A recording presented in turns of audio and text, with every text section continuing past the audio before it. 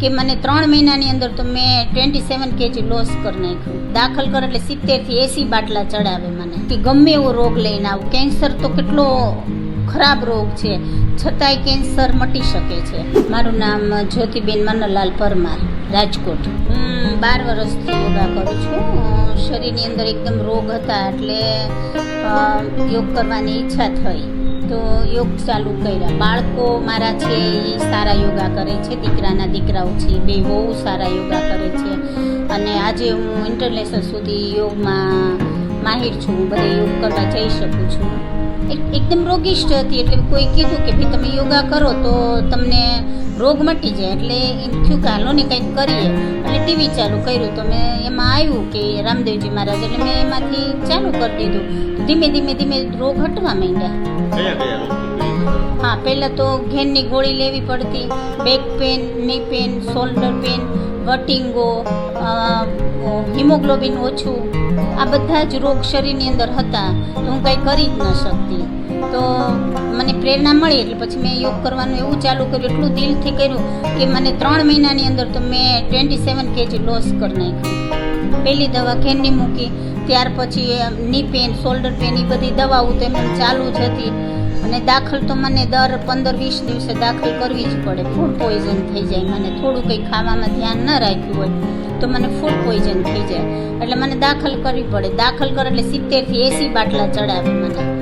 અને વેન સુકાઈ ગઈ એટલે મારી વેન મળે નહીં, એટલે એ લોકોને બહુ તકલીફ પડે. પગમાંથી બાટલો ચડાવે, હાથમાંથી, ગમે ત્યાંથી અલગ અલગ જગ્યાએથી બાટલા ચડાવે. એટલે એટલા બધા રોગમાં હતી એટલે યોગ કરવાની એમ થયું કે ના, હું કંઈક સાજું થવું છે. હું શેરીમાં બધા બહેનોને મને એમ કે તમારે આટલો ની પેન હતું, આ બધું હતું, આટલો વજન હતું, તો અમને આવું બધું કરાવો ને. એટલે એમને કરાવવા શેરીમાં બધાને ભેગા થાય ને કરાવું. તો એમ કરતાં કરતાં મને કોઈ એક એમ કીધું કે આપણે ડિપ્લોનો કોર્સ કરી લો, તમે આટલા હોશિયાર છો તો. એટલે યુનિવર્સિટી સોમનાથનો મેં એક કોર્સ કર્યો રામનગરમાં. ત્યાં 1 વર્ષનો કોર્સ કર્યો. એમાંથી મને બધા બહેનો મળ્યા લકુલીશવાળાની, કે તમે આટલું બધું સરસ કરો છો તો કોમ્પિટિશનમાં રહ્યો. એટલે પહેલાં હું લાઈફ મિશનમાં કોમ્પિટિશનમાં પહેલા વર્ષે રહી. તો મારો પહેલો નંબર આવ્યો એટલે મને થોડીક જિજ્ઞાસા થઈ કે આ મારો પહેલો નંબર. એટલે પછી ગમે ત્યાં કોમ્પિટિશન હોય એટલે મને ફોન આવે એટલે હું જાઉં. લોકોને એ કહીશ કે યોગ એવી વસ્તુ છે. ઠીક છે, બધા એમ કહે છે કે વજન ઉતરી જાય, રોગમાં, આત્મા પરમાત્માનું મિલન એટલે યોગ.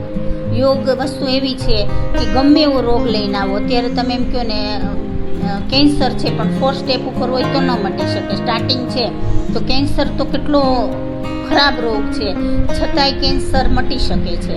અત્યારે મારા ક્લાસમાં તમે આવ્યા હોત ને મને કીધું હોત તો હું એવા બધા મારે બહેનો છે કે હમણાં મહિના પહેલાં 3 મહિના પહેલાં પ્રેગ્નન્સી રહી, જેને પ્રેગ્નન્સી નહોતી રહેતી. તો વટિંગો મારી જેમ જેટલો હતો એટલો. થાઇરોઇડ હમણાં ક્યોર કર્યો એમને. અને એક બેન અત્યારે પાછા સુગરના તો મેં ઇન્સ્યુલન કેટલા બહેનોને બંધ કરાવી દીધા. ઇન્સ્યુલન લેતા હોય એ બંધ થઈ જાય, બેન કેટલા ખુશ થઈ જાય કે અમારે ઇન્સ્યુલન બંધ થઈ ગયું. 5 વર્ષથી મને થાઇરોઇડ હતું, પ્રેગ્નન્સીમાં હતું એટલે વધારે થાઇરોઇડ હતો, એટલા માટે હું યોગ કરું છું. હું ગોળી લેતી, 100 નંબરની ગોળી હતી મારી. એટલે મને એમાં થાઇરોઇડમાં મને ઊંધા ચક્કર આવતા, બેઠા હોય ને તોય આપણે એમ થાય કે આપણે નીચે પડી જઈશું. એકાઉન્ટમાં અમારે ત્યાં રિયા મેડમ પહેલાં કરાવતા.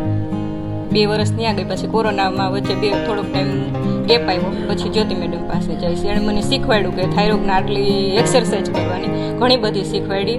અને ધાણા છે એ કાચના ગ્લાસમાં પલાળવાના રાતે, અને સવારે પાણી પી જવાનું, ધાણા ખાઈ જવાનું. એનાથી મને ખૂબ ફાયદો થયો છે. અત્યારે મારે થાઇરોઇડ છે જ નહીં. લોકોને શું કહેશો કરવાથી? યોગ કરવો એ ખૂબ જ જીવનમાં ફાયદાકારક છે, જેથી આપણને ગમે તે રોગ હોય મટી શકે છે. તો ઇન્સ્યુલન બંધ થઈ જાય, રોગ બધા મટી જાય. એટલે દુનિયાને, સમાજને એક જ વસ્તુ કહું, આપણા માટે 1 કલાક જીવતા શીખો.